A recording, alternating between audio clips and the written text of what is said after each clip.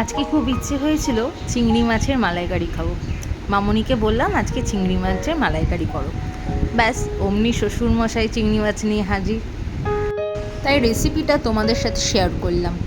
চিংড়ি মাছটা ভালোভাবে ধুয়ে আঁশ ছাড়িয়ে নিল।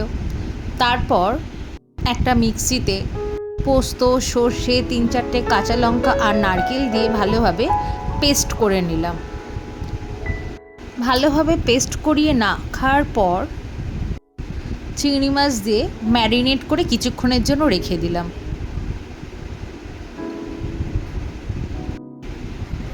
কিছুক্ষণ পর কড়াইতে দেওয়ার আগে একটু সর্ষে তেল দিয়ে মাখিয়ে নিলাম।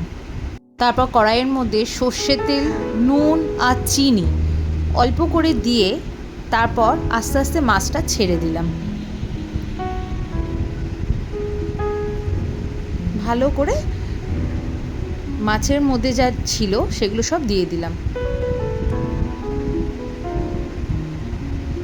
তোমরা দেখতেই পাচ্ছ, বেশ লোভনীয় ব্যাপার একটা মনে হচ্ছে।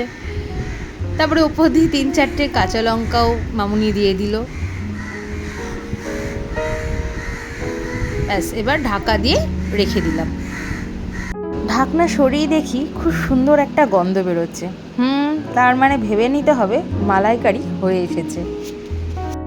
একটু নাড়িয়ে চাড়িয়ে দেখা হলো যে মালাইকারি হয়েই এসেছে প্রায়।